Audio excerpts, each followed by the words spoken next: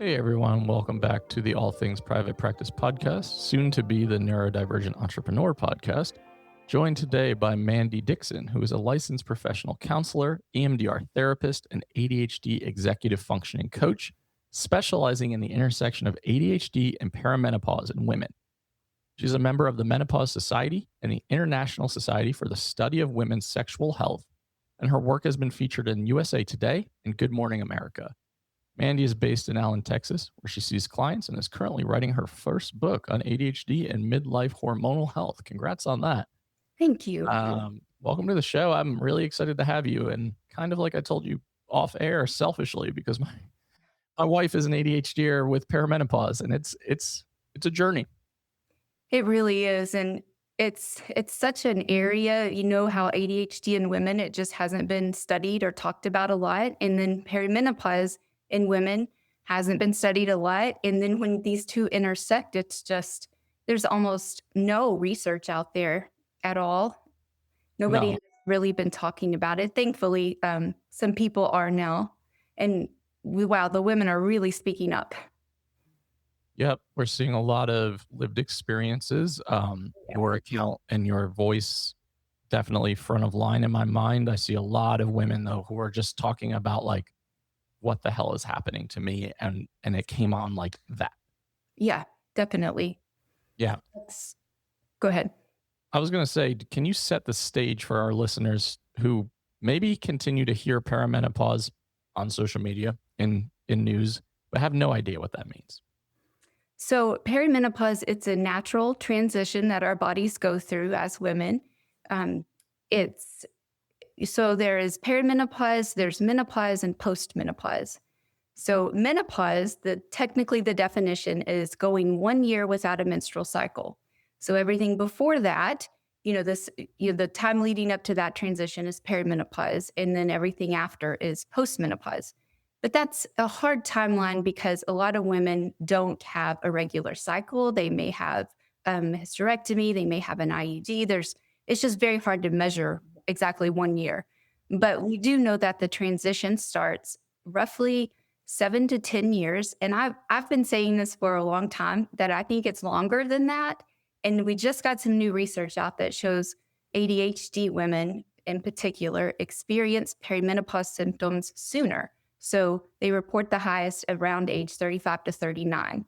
So that would be, if you do the math, the average age of menopause is 50, 51. So we're talking 15 years possibly of experiencing symptoms.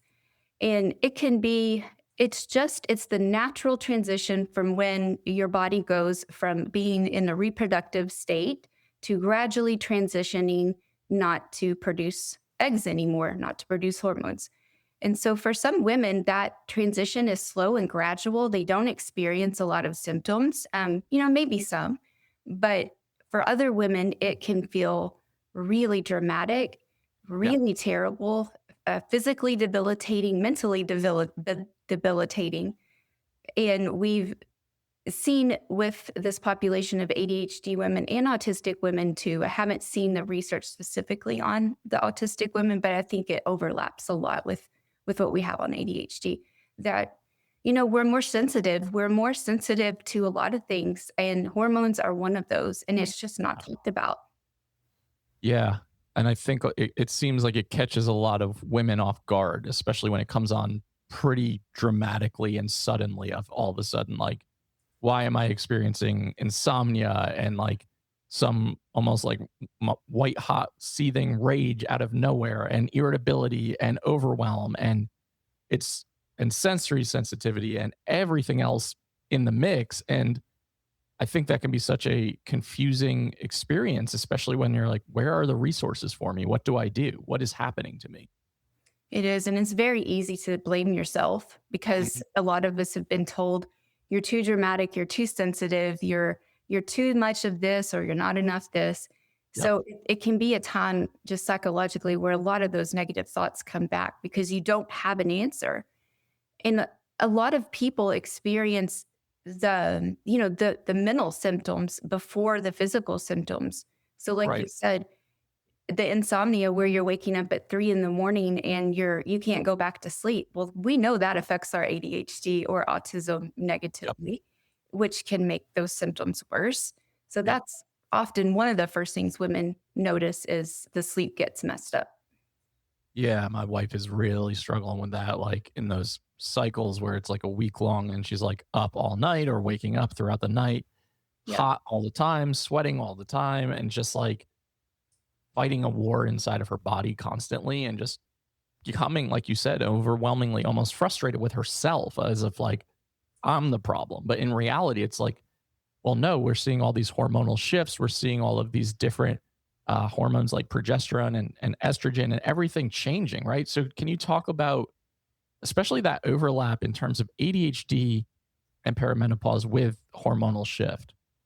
Yeah, so we know what happens. So a normal cycle during your reproductive years, we have fluctuating hormones, and they typically will do this. And it's, and that can be symptomatic for sensitive people because that's normal.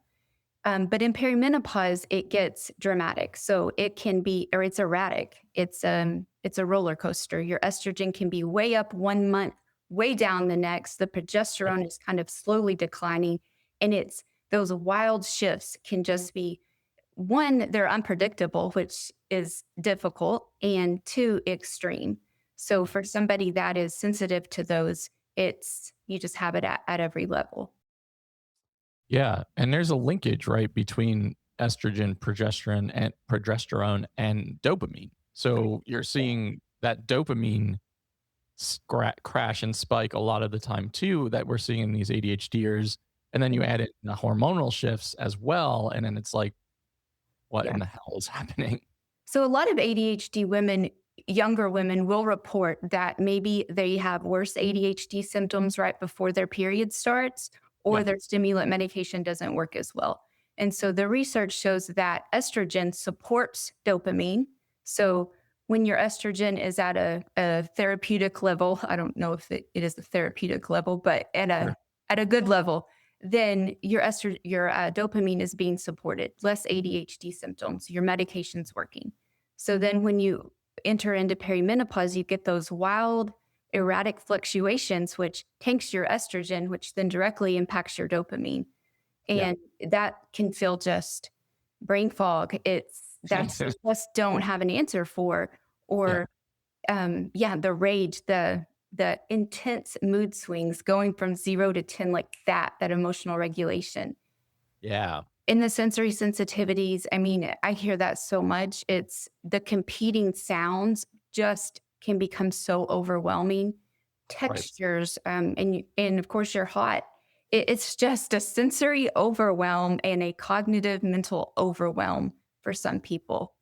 Yeah. Yeah. Yeah. And I think that everything you're saying makes so much sense in regards to how that is impactful for someone with a more sensitive nervous system who is going to have more drastic shifts in terms of aging, in terms of developing, in terms of like some of the co-occurring struggles that start to manifest and appear. Yeah. Are there, I have to imagine that there are also linkages in terms of like PMDD and then perimenopause kind of being a correlation of both being increasingly more challenging for ADHD women.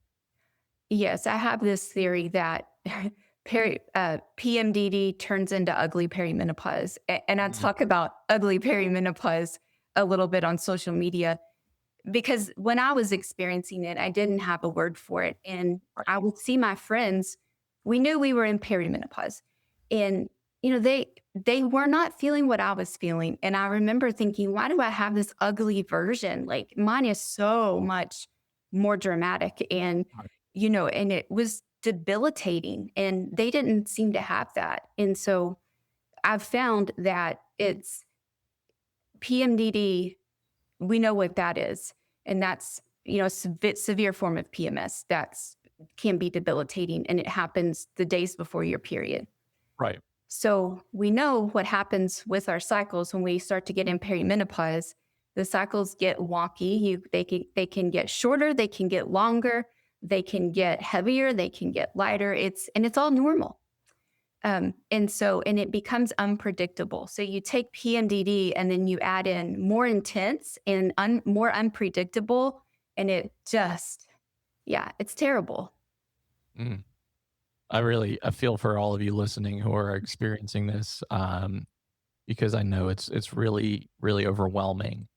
And yeah, so when you talk about like ugly symptoms or ugly perimenopause, tell me what that means. Well, it doesn't have anything to do with physically the way that you Sure. look. A lot of people think that it does, but it's not. It's just, you say a symptom of sensory overload. And that can mean, you know, maybe a woman that's not neurodivergent doesn't wear certain shirts anymore because she's extra sensitive. Right. But we have this ugly version where we're crying in our closet because absolutely nothing feels good and we're overwhelmed and we're late and it's just can completely take you down. Yeah. So Yeah. it's this ugly version of every single symptom, it seems like, or that's how I experienced Yeah. it when I didn't have words for it. And I just started talking about it. And a lot of people said, me too. I think it makes perfect sense because when you add in that heightened sensory sensitivity that maybe was there beforehand, but now it feels like it's intensified. Mhm. As an autistic ADHDer, I can speak firsthand about how overwhelming sensory experiences are for me. So Yeah. if that comes out of nowhere and almost blindsides you, it is very uncomfortable to go through the world feeling like an exposed nerve ending that's like constantly being shocked unexpectedly. And you're Absolutely. almost bracing for it, right? Like you're like everything is bothering you, sounds, noises, textures, smells, etc. And then they compound. And then all of a sudden it's like I don't even feel comfortable in my own body or my own skin and I don't know how to stop this. And I watch, my wife when she's in this like week of I'll say ugly perimenopause and I think she would agree. She's going to listen to this and be like um she'll have to like remove herself constantly from things, go for like intense walks to try to like get some of that sensory overwhelm regulated or just be completely left alone because Yes. she's like, I don't want to say the wrong thing or react the wrong way. And I have to remove myself constantly. And I imagine that has to feel so lonely and isolating in moments where you're like, I really want to be a part of things, but I cannot because my body's not allowing to me to be. Absolutely. And that's where a lot of the mental health comes in because it can feel isolating. It can feel lonely. You blame yourself. And one of the things that I hear a lot is the things that we used to do, because we're sensitive people, so we know how to cope with issues. The things, our go-to methods of coping skills, they don't work anymore. Right. And we're trying and we're wondering what's wrong with me? Why is this not working? And it can feel like falling apart. And your sense of identity is tied to a lot of things like being a wife, being a mother, being having so and so career for a lot of people. And those things they start to get jeopardized. And that's, you're and there's shame and loneliness and just this so much. And it can just be a really, really hard time for a lot of people when you feel alone and all that. Yeah. Yeah. Absolutely. I can't imagine that at all. And I just see so many of my friends who are going through this at this time and they're just like, it's so intense. And I imagine there's a lot of misdiagnosis in this, right? Like you're going to see people get diagnosed bipolar. You're going to see people get diagnosed with personality disorder. You're going to see people get diagnosed with like really intense PTSD. And the reality is like a lot of this is hormonal and neurological. Yeah.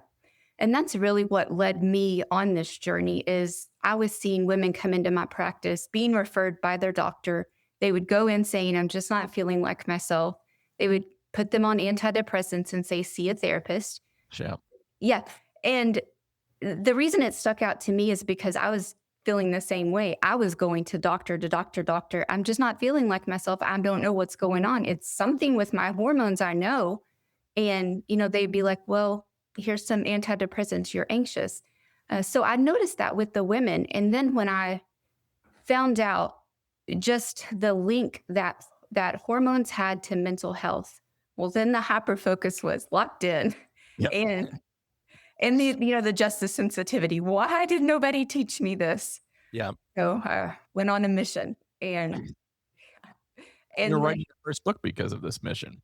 I am, yeah, and I'm thankful for that opportunity. It took a lot of confusion and outrage, and they're still out there. There's still people that don't know about it or don't know that. And even on that mission of just learning about perimenopause, again, I felt alone because I didn't know why mine felt so much worse. I Yeah. have been trained on ADHD as a coach, mostly worked with young boys. So it's like I never put the two together. But once I did, it was like, oh my gosh, this explains everything. That's hopefully the title of my book. I love that. I don't know, but yeah, roughly. I mean, that's what people want, right? Is like to feel less alone or to feel like my experiences are not just unique to me. Because I think when you start to have any sort of shift in personality or bodily sensation or mental health, you start to think like, I'm the only one who's going through this. And I can't find a reason to say otherwise. So when you start to see a combo of lived experience in addition to education and or clinical expertise and saying like, you're not alone in this, I think it offers a light at the end of the tunnel of maybe this isn't any less shitty and overwhelming, but at least I know I'm not the only one who's experiencing this. And I think that really does help normalize the human condition. And to know that it's not your fault. Exactly. Yeah. That's one thing I say to the women I work with is when you start to feel that overwhelm, you notice something isn't working, don't automatically say, what's wrong with me? What's wrong? But ask yourself, what's changed? Yeah. What's changed? That's Is it my sleep? Is it my hormones? Am I at that, luteal phase? It's I ask yourself what's changed, not what's wrong with me. I love that reframe Yeah, because shame that comes with what's wrong with me is really intense. And it is. that can wreak such havoc on someone in general. There's just so much stigma, even though we're in 2026 and like mental health awareness month, and there's just so much stigma and unknown, right? Of like, especially as we start to talk about neurodiversity and the impacts of late in life diagnoses and coming to understand experiences, and then starting to say like, oh, okay, ADHD foundational, autism foundational. Here's all this other fun stuff that gets thrown in the mix that causes chaos and frustration and overwhelm. I want to circle back to something you said that stood out to me that was like, going to your doctor, advocating for yourself is exhausting, especially when you're being minimized or dismissed, or just like, here's this simple solution, go try this out. That happens a lot to a lot of us. Yes. But I have to add in like the factor of racial disparity in healthcare. And then I imagine a lot of Black and brown women are going to their doctors saying like, what is happening to me? And it's probably being put back on them as if this is a character flaw or defect at certain times, or like it's just all in your head. Oh, absolutely. There's research that shows that Black women, brown women, women of color of any sort are not taken as seriously. Yeah. And women in general are not taken as seriously as a man. And then you also have people that, have, we may have to pause here so I get the right word. That's okay. I want to say like gender fluid. What am I thinking?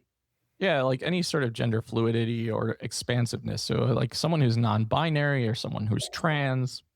We need more gender affirming care in the menopause space. Yeah. Yeah, It's absolutely. Yeah, I say women a lot because it's so drilled in my head, and I'm trying to be more mindful and say people. Yep. So because there are a lot of trans men going through this too, and they were certainly never told about this.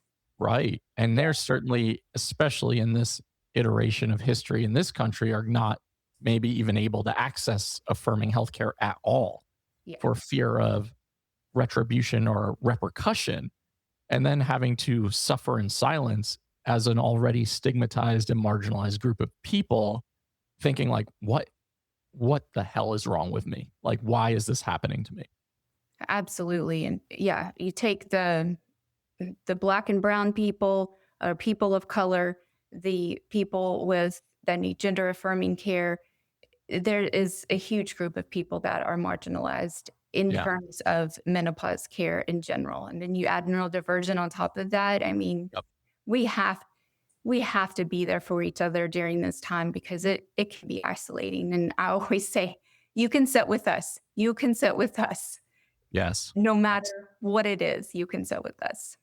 Yeah, that's really, really importantly powerful. I think community and connection is crucial in all of this. You know, like my wife is a Black woman. We live in the South, not as far south as you, but like when she goes to healthcare appointments and gets like these simplistic answers, I get so angry for her. And she's like, I can advocate for myself. Stop, like, take the therapist hat off. And like, but I'm like, this is so frustrating to hear this is how you were treated. And she's like, yeah, this is every day of my life. And that's, Yeah. it's always a very stark reminder of disparity and privilege in the country and in the world.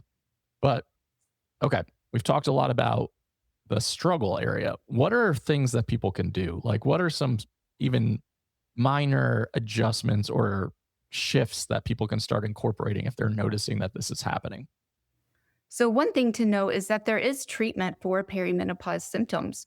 You don't need a blood test to diagnose perimenopause. A lot of people say they go to their doctor, they say, I think I'm in perimenopause.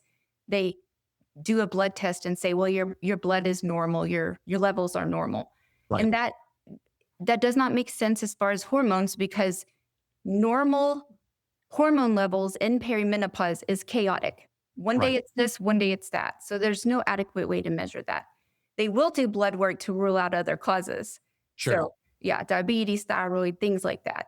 So blood work is good, but not in terms of measuring hormonal levels.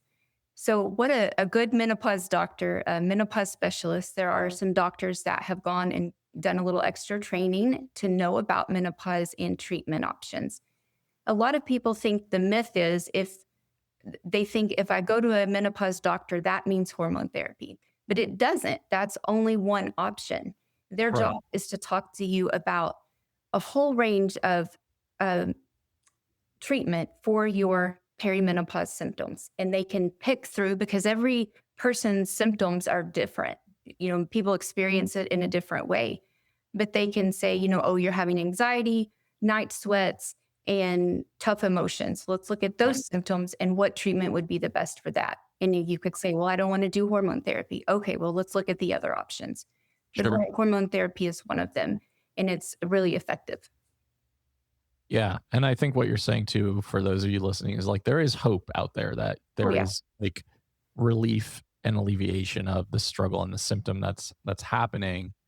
And you do have to find the right providers. I mean, and I think that becomes such a struggle sometimes when people have more and more health condition or complex cases where you might feel like you really have to go to bat for yourself. You really have to advocate and almost educate the provider at times. And that is an unfortunate part of our medical system.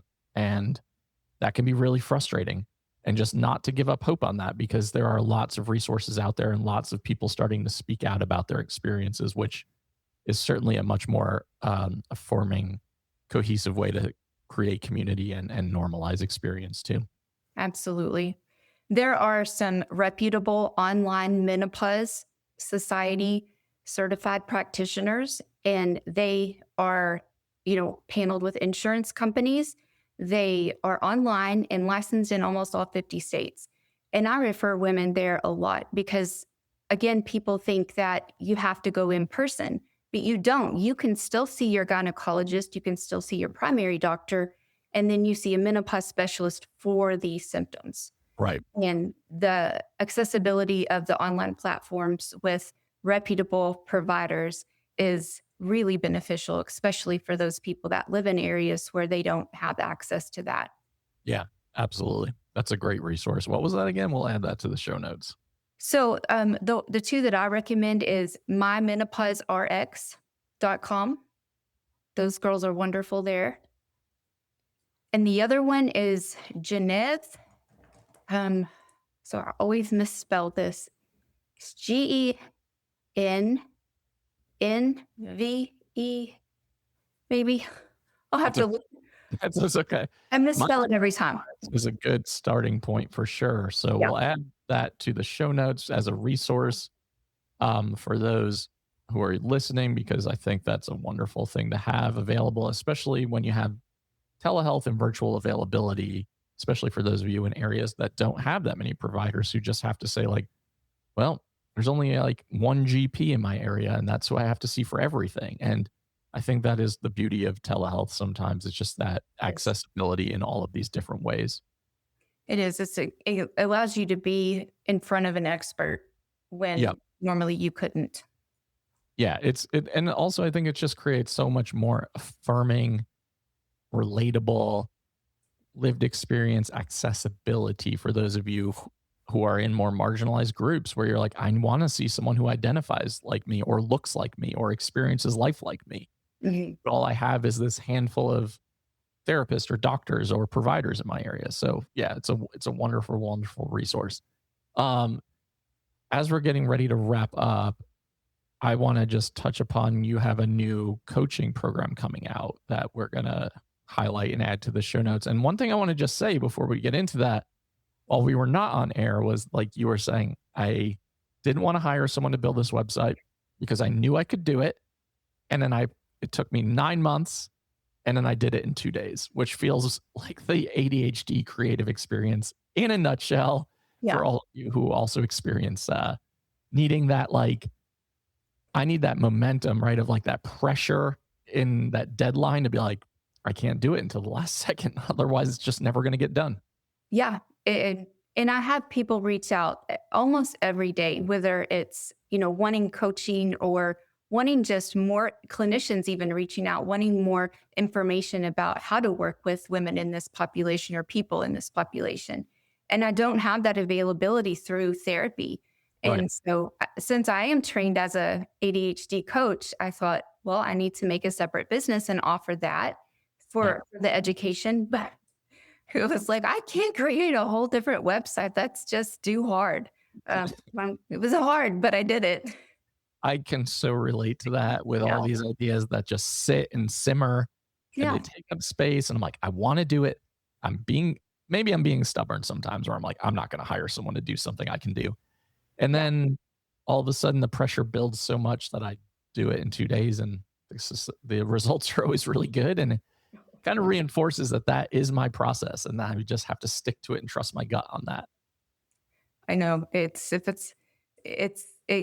lot of stress. It's a lot of Yep. stress, but Yep. also, and I'd like to do like a cost benefit ratio. Like, okay, Right. well, I'm going to build this stress, but also, I don't have to sit there and worry for months Right. about it. I know that. E- I know that. Exactly. Yep. That's exactly it. So, Yeah. well, I want to just thank you for coming on and making the time and sharing a lot of this wisdom because this is going to help a lot of people.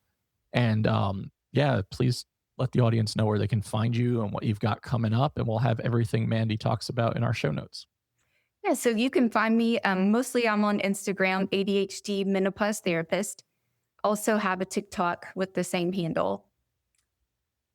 If you look on my Instagram, I need to make this a little more accessible, but I have a link with free resources, and I created a symptom tracker that is for perimenopause and it blends ADHD, and it's really simple and easy to use. And then the second page is scripts or kind of a reflection page where it asks the questions, and ideally you bring these two sheets to your provider, helps you be able to communicate what you're feeling in a clear way where you can get the help that you need. And Love it's that. free for download. Yeah. Perfect. And we'll have that in the show notes as well so that y'all have easy access to everything Mandi just listed. Her account is phenomenal. It's very informative. So if you're looking for information or education, I highly recommend checking it out and then checking out her new coaching program or business that's coming out as well. And that's mandidixonco.com. Is that correct? Yes. And we'll have that in the show notes for all of you as well so that you have access to that as soon as that gets promoted and is out and live and to the public. Just really want to thank you again for coming on and just sharing some of this. It's super, super helpful. Thank you for having me. And hopefully there'll be a book in a couple of years. That Hey, takes I think there will be. a long time. It's going to be one of those things where it just all of a sudden you write 150 pages in 2 days. And you're like, oh, yeah, why didn't I do that sooner? Absolutely. I know that's what's In going to there. happen. I wrote my, I will be honest, like I wrote my book first draft in that way. I watched all three extended versions of the Lord of the Rings one weekend that my wife was gone, and I wrote like 50,000 words in 2 days. And I was like, whoa, where has this come from? And why didn't I do it sooner? So totally relate. Those little bursts remind us who we actually are in Yes, a good way. In a good way. exactly. I love those. And I think I try to hold on to those as much as I can, knowing that they're fleeting, but yeah, Exactly. super, super good. So thank you again. And to everyone listening to All Things Private Practice, new episodes are out on Saturdays on all major platforms and YouTube. You can like, download, subscribe, and share. There's still less than 15 spots left for the third annual Doubt Yourself, Do It Anyway Summit in Portland, Maine, September 1st to the 3rd. Link is in the show notes. Doubt yourself, do it anyway. We'll see you next week.